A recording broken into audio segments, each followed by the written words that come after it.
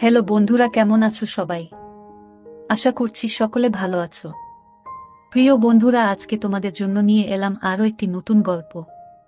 আশা করছি তোমাদের দাঁড়িয়ে যাবে, তাই ভিডিওটা শুরু থেকে শেষ পর্যন্ত দেখো। আমার নাম গোপী, বয়স 29। আমি কলকাতার বাসিন্দা। কলকাতা থেকে একটু সাইড একটা মফস্বল এলাকায় থাকি। বাড়িতে আমার বাবা মার একটি বোন আছে। বোনের বয়স 19-এর মতো। সিটি কলেজে ফার্স্ট ইয়ারে পড়ে। দেখতে হেভি সুন্দরী, খুব ফর্সা, শরীর স্বাস্থ্য মোটামুটি। আমি আমার বোনকে ছোটবেলা থেকে আস্তে আস্তে বড় হতে দেখেছি। 13 বয়সের পর থেকে ওর ক্রমশ বৃদ্ধি পাচ্ছিল। আমার দেখে খুব লোভ হতো, মনে হতো যদি পেতাম একবার। আস্তে আস্তে যত বড় হচ্ছিল আমার লোভ তত বৃদ্ধি পাচ্ছিল। আমি ইয়ার্কি মেরে ওর সঙ্গে মজা করতে করতে ওর গায়ে হাত দিতাম। এটা প্রায় আজ থেকে মাস 6 আগে, কিন্তু সে কাহিনী তোমাদের পরে শোনাম। কিন্তু আজ যেটা বলবো সেটা হলো এইমাত্র কাল আর পরশু যা ঘটেছে। এটা আমার জীবনের একটা অনন্য অভিজ্ঞতা। রবিবার আমাদের গ্রামের বাড়িতে একটা বিয়ে বাড়ির নেমন্তন্ন ছিল। আমাদের সকলের সেখানে নিমন্ত্রণ ছিল, কিন্তু বোনের প্রথম বর্ষের এক্সামের তৈয়ারি নেওয়ার জন্য ও বলল যেতে পারবে না। আমিও বললাম আমার অফিসের কাজ আছে, তাই যেতে পারবো না। মা আর বাবাকে বললাম তোমরা দুজনে যাও, আমি আর সুমনা বাড়িতে আছি। ওরা রাজি হয়ে গেল। শনিবার বিকেলবেলায় বাবা আর মা চলে গেল। আমি আর সুমনা বাড়িতে রইলাম। বোনের সঙ্গে মস্তি করে করে সন্ধে বেলায় আমি বেরলাম আড্ডা মারতে। আমার দুই বন্ধু রাহুল আর পঙ্কজ ছিল সেদিন। রাহুল একটা কোম্পানিতে ইঞ্জিনিয়ার, পঙ্কজ ছোটখাটো ইলেকট্রিকের দোকানে কাজকর্ম করে। লেখাপড়াও বেশি দূর করেনি, কিন্তু আমাদের সঙ্গে পড়তো বলে বন্ধুত্ব আছে। আমরা একটা জায়গায় আড্ডা মারতে মারতে বিয়ার খাচ্ছিলাম। বসে বসে গল্প করতে করতে আমি বললাম, আচ্ছা আমার বোন সুমনাকে তোদের কেমন লাগে? ওরা তো অবাক হয়ে গেল। আমি একটা দাদা হয়ে নিজের বোনের সম্পর্কে এরকম বলছি শুনে। ওরা প্রথমে বলল ভালো। আমি তারপর ওদের ভেতরের ভয় কাটানোর জন্য বললাম, ওকে কাছে পেলে তোরা কি করবি? তখন তো সবাই হতভম্ব। তারপর কিছুক্ষণ পরে পঙ্কজ বলল, আরে ভাই তুই রাগ করবি বলে বলতে পারিনি, কিন্তু আমার তো হেভি লাগে। ও যখন কলেজ যায় আমি দোকান থেকে ওকে দেখি, যা লাগে না ওকে দেখতে। কতবার তোদের বাড়িতে ইলেকট্রিকের কাজ করতে গিয়ে দেখেছি। একটা সুযোগ করে দে না ভাই, তোর যা লাগে দেব। রাহুল বলল, ভালোই হয় যদি কাছে পাই। আমি বললাম, বাড়িতে এ সময় কেউ নেই, সবাই মিলে একটা সুযোগ আছে। কিভাবে কি করা যায় বলতো? পঙ্কজ বলল, চল এখনই তোদের বাড়ি যাই। আমি বললাম, আশেপাশের ফ্ল্যাটের লোকেরা সন্দেহ করবে, তাছাড়া মা যদি জানতে পারে তাহলে খুব বকবে। এখানে হবে না, অন্য কোথাও। তখন রাহুল একটা মস্ত প্ল্যান দিল। বলল, চল সবাই মিলে দীঘা ঘুরে আসি, তোর বোনকেও নিয়ে যাই। ওখানে গিয়ে হোটেল ভাড়া নেব, তারপর সেখানে সবাই মিলে। আমি বললাম, কিন্তু ও কি আমাদের সঙ্গে যেতে রাজি হবে? পঙ্কজ বলল, রাজি কাতে হবে? তুই শুধু যেভাবে হোক তোর বোনকে রাজি করা। আমার দীঘায় অনেক পরিচিতি আছে, আমার চেনা হোটেলও আছে। আমি ফোনে রুম বুক করে নেব। আমি বললাম, ঠিক আছে দেখছি। রাহুল বলল, না দেখছি নয়, আমি সব খরচা করব, তুই শুধু রাজি করা। আমি বললাম, ঠিক আছে। তাই আমাদের ঠিক হলো আমরা 3 জন দীঘা যাব আমার বোন সুমনাকে নিয়ে। দীঘা হলো ওয়েস্ট বেঙ্গলের সবচেয়ে বড় সি বিচ। খুব সুন্দর জায়গা। আমি ওখানে 3-4 বার গেছি। কলকাতা থেকে 4-5 ঘন্টার পথ। বাসে করে যেতে হয়, এছাড়া ট্রেনেও যাওয়া যায়। এবার কাহিনীতে আসি। আমি বাড়িতে এসে বোনকে বললাম, সুমনা বাবা মা তো নেই, চল না কোথাও থেকে ঘুরে আসি। আমার 2 বন্ধু আর 2 বান্ধবী যাবে, সবাই মিলে মজা করতে করতে যাব। ও বলল, দাদা আমার যে পরীক্ষা সামনে, পড়াশোনা করতে হবে। আমি বললাম, চল না একটা দিন তো, আমরা সবাই মিলে খুব মস্তি করব। আর তাছাড়া তুই তো জানিস আমার বন্ধুদের কে, সীমা আর আঞ্জু যাবে সঙ্গে। তোরা 3 জন মেয়েরা মস্তি করবি। এইভাবে অনেকক্ষণ ধরে বলে ওকে রাজি করলাম। বললাম, ব্যাগ প্যাক করে নে, বিচে স্নান করতে হবে, সেই অনুযায়ী হালকা কাপড় জামা নিবি, সকালে বেরবো। রাতে শুয়ে শুয়ে রাহুল আর পঙ্কজকে ফোন করে দিলাম। সকালে দুজনে বেরিয়ে পড়লাম। রাহুল আর পঙ্কজ পরের স্টপেজে উঠবে। আমরা বাসে উঠে পড়লাম। পরের স্টপেজ যথারীতি রাহুল আর পঙ্কজ উঠল। বোনের পাশে আমি বসেছিলাম। 2-3টা স্টপেজ পর যখন কোনো মেয়ে উঠল না, তখন বোন আমাকে বলল, কিরে দাদা, তুই যে বললি সীমা আর আঞ্জু আসবে, কই উঠল না তো? আমি বললাম, ওদের বাড়িতে কি প্রবলেম হয়েছে তাই আসতে পারেনি। বোন তো চিন্তায় পড়ে গেল, বলল, তাহলে কি হবে? আমি বললাম, চিন্তার কি আছে, এই তো আমরা 3জন আছি, 4জনে মস্তি করব। বোনকে খুব চিন্তিত দেখালো। রাহুল আর পঙ্কজ ওর সঙ্গে গল্প করতে লাগলো। বাস দীঘা পৌঁছালো 12টা নাগাদ। আমরা সবাই বাস থেকে নেমে হোটেলের দিকে রওনা দিলাম। পঙ্কজ আগে থেকে হোটেলে রুম ঠিক করে রেখেছিল। গিয়ে দেখলাম খুব কনজেস্টেড জায়গায় হোটেলটা। ছোট ছোট খুপড়ি খুপড়ি রুম, খুব একটা পরিষ্কার নয়। আমি বললাম, এইরকম জায়গায় কেন ঠিক করলি? কোনো ভালো জায়গায় ফ্যামিলি হোটেল পেলি না? পঙ্কজ কোনো উত্তর দিল না। বলল, যা ঠিক করেছি তাতেই চল, বেশি কথা বলিস না। পরে জেনেছিলাম এটা আসলে একটা কম দামি হোটেল।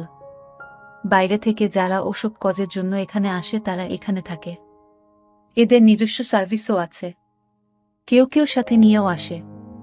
যাই হোক, আমরা 2টো রুম বুক করলাম, একটা বোনের জন্য আর একটা আমাদের 3জনের জন্য। আমরা রুমে ঢুকে প্ল্যান করলাম বিচ যাওয়ার আগে একটু ড্রিঙ্ক করব। তাই বোনের রুমে নিয়ে গিয়ে বললাম, তুই ফ্রেশ হয়ে নে, একটু পরে বিচে যাব, আমরা খাবার নিয়ে আসছি। এই বলে আমরা বাইরে গেলাম। একটা বারে বসে বসে হুইস্কি আর খাবার খেলাম। আধ ঘন্টা পরে ওখান থেকে বেরিয়ে বোনের জন্য খাবার কিনতে গেলাম। এসে দেখি পঙ্কজ আর একটা ড্রিঙ্কস কিনেছে। আমি বললাম, কি হবে এটা? বলল, কাজে লাগবে। আর একটা স্প্রাইটের 600 ml কিনে রুমে এলাম। রুমে এসে পঙ্কজ স্প্রাইটের বোতলটা একটু খালি করে ওতে ড্রিঙ্কসটা ঢেলে দিল। তারপর বলল, চল এবার সুমনার রুমে। বলে সে খাবারটা আর স্প্রাইটটা নিয়ে সুমনার রুমে ঢুকল। আমিও গেলাম। গিয়ে বললাম, তুই ফ্রেশ হয়েছিস? বোন বলল, হা দাদা।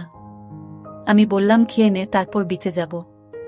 পঙ্কজ ওকে স্প্রাইটটা দিল, বলল, সুমনা তুমি এটাও খেয়ে নাও। আমরা বসে বসে গল্প করতে লাগলাম। খেয়ে দে, স্প্রাইটটা খেতে লাগলো। বলল, দাদা স্প্রাইটটা এত কড়া কেন বলতো? পঙ্কজ বলল, হয়তো দ্বীপে ছিল তাই, কিংবা হবে হয়তো আগেকার জিনিস। তুমি খেয়ে নাও, কিছু হবে না বলাতে ও খেতে লাগলো। আমরা ওকে বললাম, তুই খেয়ে রেডি হ, আমরাও রেডি হচ্ছি, বিচে যাব। তারপর আমরা 10 মিনিট পর রেডি হয়ে সুমনাকে ডাকলাম। ও বেরিয়ে এলো, একটা রেড কালার জিন্স আর একটা গ্রিন কালার টপ পরে। পঙ্কজ ওকে বলল, সুমনা এই ড্রেস পরে বিচে যেও না, চলো আমি তোমাকে ড্রেস সিলেক্ট করে দিচ্ছি। বলে পঙ্কজ রুমের ভেতরে নিয়ে গেল সুমনাকে। কিছুক্ষণ পর পঙ্কজ বেরিয়ে এলো। আমি বললাম, কিরে, কি ড্রেস দিলি ওকে? পঙ্কজ বলল, দেখতেই পাবি, তোর বোনকে কি বানাবো, দেখতেই পাবি। কিছুক্ষণ পরে সুমনা বেরিয়ে এলো, একটা শর্ট প্যান্ট আর একটা লাইট ইয়েলো জামা। ও খুব লজ্জা পাচ্ছিল এটা পরে। বলল, পঙ্কজ দা, এটা তো নাইট ড্রেস, এটা পরে বিচে যাব। পঙ্কজ বলল, চল, এরকম ড্রেসে বিচে স্নান করার জন্য বেস্ট। তুমি কি স্প্রাইটটা পুরো খেয়ে নিয়েছ? বোন বলল, না, পুরোটা খাইনি। পঙ্কজ তখন বলল, ওটা নিয়ে নাও, বিচে পিপাসা পেলে খাবে। তারপর আমরা বিচে গেলাম।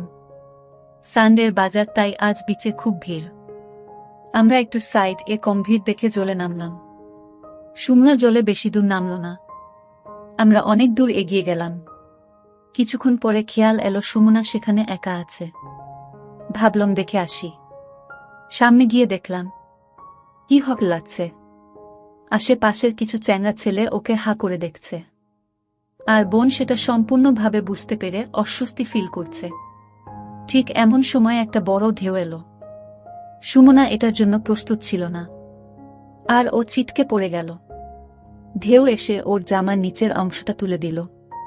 জামাটা একদম ওপরের দিকে উঠে গেল, আর ওর সমস্ত অংশ বেরিয়ে পড়ল।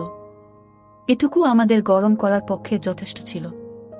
বোন সঙ্গে সঙ্গে উঠে নিজের জামা ঠিক করল। ওদিকে পঙ্কজ আর রাহুলও এসব দেখছিল। এইসব দেখে আমরা তো আর থাকতে পারলাম না। যেভাবে হোক আজ মজা নিতেই হবে। আমরা জলের উপরে উঠে এলাম। বোনকে ডাকলাম উঠে আসতে।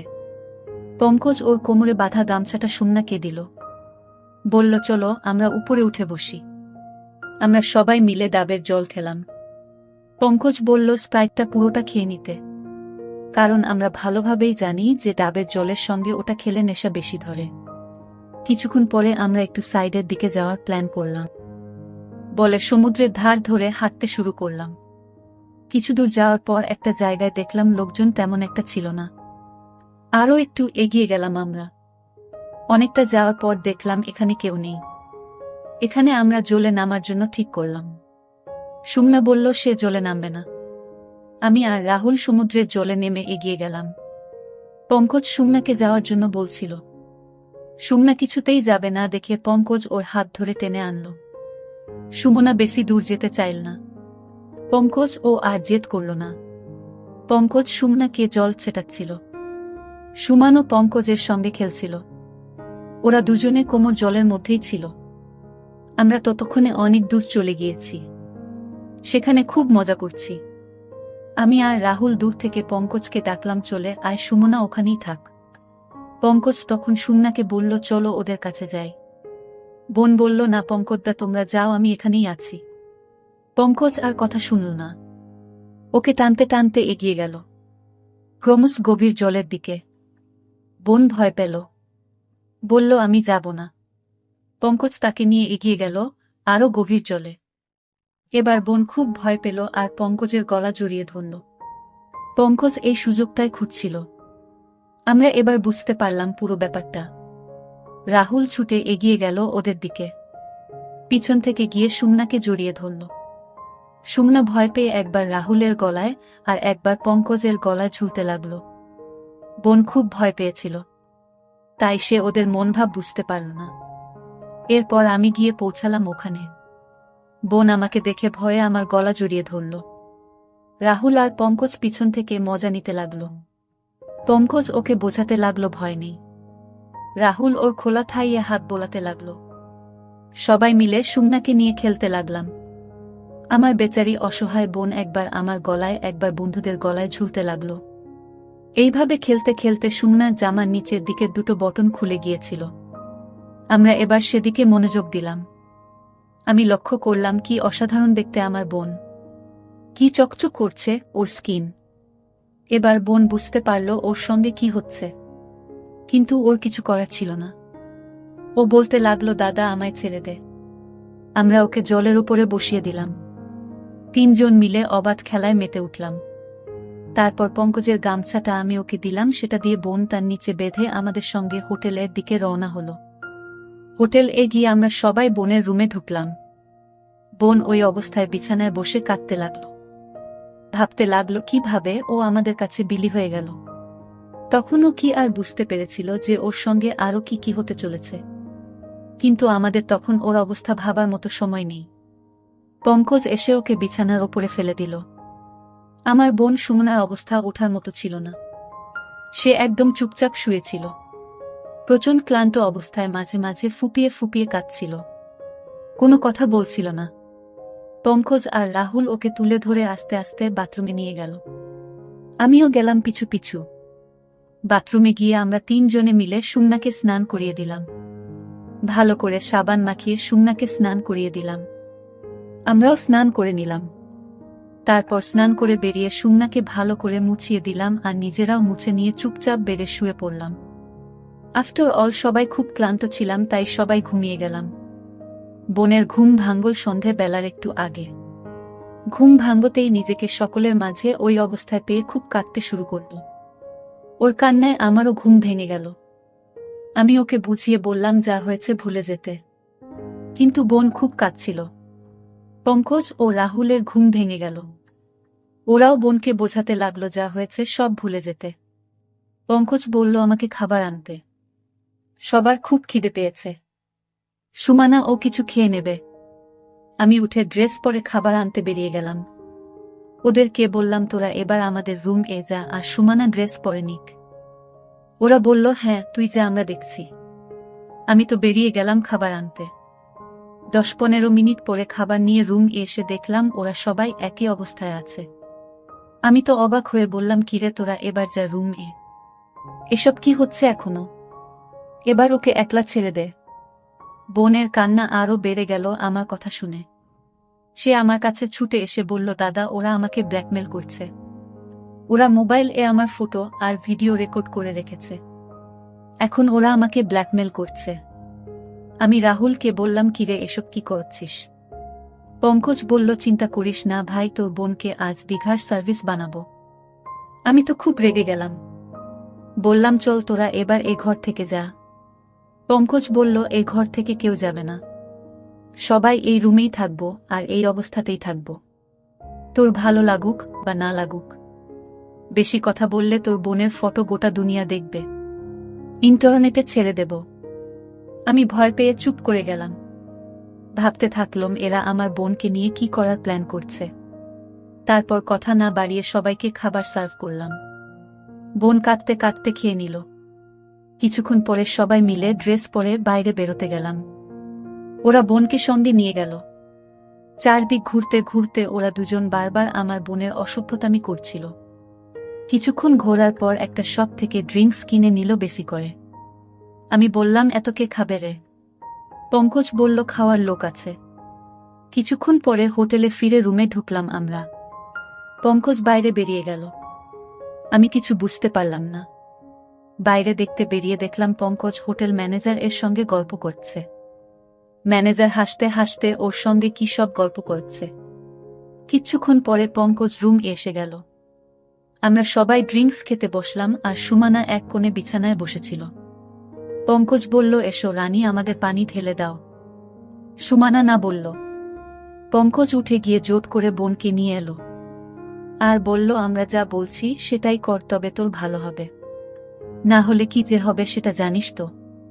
সুমানা ফুপিয়ে ফুপিয়ে কাঁদতে লাগল।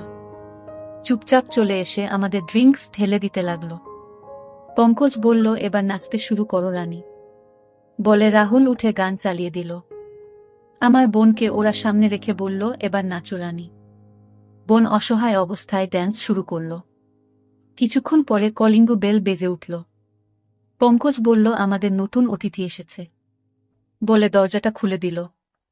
আমি অবাক হয়ে দেখলাম হোটেলের ম্যানেজার আর ক্যাশিয়ার এসেছে। আমি বুঝতে পারলাম পঙ্কজ কি করল এতক্ষণ ধরে, কিন্তু আমার কিছুই করার ছিল না। ম্যানেজার এসে আমাদের সঙ্গে বসল। বোন তো লজ্জা পেয়ে বেড়ে বসে পড়ল। পঙ্কজ বলল, ড্যান্স করো, লজ্জা কিসের? আজকে আমাদের নু পার্টনার এরা, বলে সুমানাকে ধরে টেনে নিয়ে এলো আর নাচাতে লাগলো। আমার অসহায় বোন সুমানা কয়েকজন লোকের সামনে ড্যান্স করতে লাগলো। ম্যানেজার বলল, কি সুন্দর মেয়ে এনেছ, কোথা থেকে পেলে? এ তো দীঘার টপ হয়ে যাবে। আজকে একে আমরা টেস্ট করি, তারপর দেখছি। সুমানা ড্যান্স করতে করতে ড্রিঙ্কস ঢেলে দিতে লাগলো। ক্রমশ আসর জমে উঠল। ম্যানেজার মাঝে মাঝে উঠে আমার বোনের সঙ্গে ড্যান্স করতে করতে তার সাথে বেয়াদবি করতে লাগলো। কিছুক্ষণ পরে রাহুল উঠে সব খুলে দিল। ম্যানেজার আর ক্যাশিয়ারও খোলার লাইসেন্স পেয়ে গেল। সকালে আমি উঠে পড়লাম আর বোনকে বোঝালাম, যা হবার হয়েছে আর কাঁদিস না, একটু পরে তো এখন থেকে চলে যাব, তারপর আর কিছু হবে না, চুপ কর, এই বলে সান্ত্বনা দিতে লাগলাম। ওদের বললাম, তোরা এবার উঠে ড্রেস পর, একটু পরে তো বেরোতে হবে, 10টার মধ্যে তো রুম খালি করে দিতে হবে। পঙ্কজ বলল, চিন্তা করিস না, কেউ কিছু বলবে না, রুম থেকে আজ কেউ যাব না। আমি বললাম, সে কি রে, আজকে না গেলে কি করে হবে? এমনিতেই অনেক টাকা খরচ হয়ে গেছে। পঙ্কজ বলল, তুই খরচের চিন্তা করিস না, আজকে আমাদের খরচ একদম নীল, বরং উল্টে ইনকাম করব। আমি তো রীতিমতো ভয় পেয়ে গেলাম। ভাবতে থাকলাম আমার বোনকে নিয়ে এরা নিশ্চয় কিছু প্ল্যান করেছে। তবু পঙ্কজের ভয়ে চুপ করে রইলাম। কিন্তু আসল গল্প অন্য ছিল। আমার কল্পনাতেও আসেনি আমার বোনকে নিয়ে এরা কি করতে চলেছে। যাই হোক, তারপর সকালে সবাই উঠে যে যা ড্রেস পরে ব্রাশ করে চাটা খেলাম। তারপর বসে বসে কিছুক্ষণ কথা বললাম। জানতে চাইলাম ওরা কি করতে চায় সারাদিন। কিছুক্ষণ পরে সুমনাকে ওর রুমে রেখে দিয়ে পঙ্কজ আর রাহুল আমাদের রুমে এলো। আমি আমার বোনকে সান্ত্বনা দিতে লাগলাম। কিছুক্ষণ পরে আমিও এই রুমে এলাম। ওদের বললাম, হ্যাঁ রে, আজকে তোরা কি আবার সি বিচে সুমনাকে নিয়ে যাবি? ওরা বলল, আজ আর সি বিচ নয় রে পাগলা, শুধু দেখ তোর বোন আমাদের আজ কোথায় কোথায় নিয়ে যায়। কিছুক্ষণ পরে হোটেলে ফিরে এসে সুমনার রুমে খাবার পৌঁছে দিয়ে এলাম। পঙ্কজ এসে বলল, খেয়ে নাও, একটু পরে সিনেমা দেখতে যাব, 12টা থেকে শো শুরু হবে। বলে পঙ্কজ চলে গেল। বোন খেয়ে দিয়ে চুপ করে বসেছিল। পঙ্কজ এসে বলল, কি হলো রানী, চলো সিনেমা দেখতে যাব। যে কদিন এখানে আছো আমরা যা বলি তাই করো, না হলে কি হবে সেটা ভালোভাবেই জানো। বোন তো অনিচ্ছা সত্ত্বেও রেডি হলো, সালবার কামিজ পরে ফেলল। পঙ্কজ এসে আবার বলল, এসব কি পরছো? এসব ড্রেস এখানে চলবে না। বলে সে একটা শর্ট স্কার্ট আর একটা হালকা হলুদ রঙের টপ দিল, আর বলল, এটা পরে নাও রানী। সুমনা অনিচ্ছা সত্ত্বেও ওগুলো পরে ফেলল। আমরা সবাই মিলে বেরিয়ে সিনেমা হলের দিকে এগিয়ে গেলাম। আমি যেতে যেতে পঙ্কজকে বললাম, হ্যাঁ রে, কোথায় সিনেমা দেখতে যাবি? কি সিনেমা চলছে কিছু বলো। পঙ্কজ বলল, যেখানে যাচ্ছি চুপচাপ চল। কিছুক্ষণ হাঁটার পরে পঙ্কজ একটা ছোট্ট সিনেমা হলের সামনে গিয়ে দাঁড়াল। সেখানে দেখি একটা ছোট্ট সিনেমা হলো, সেখানে বিগ্রেড মুভি চলছে। আমি তো বুঝতেই পারলাম আজকে আমার বোনের সাথে কি হতে চলেছে।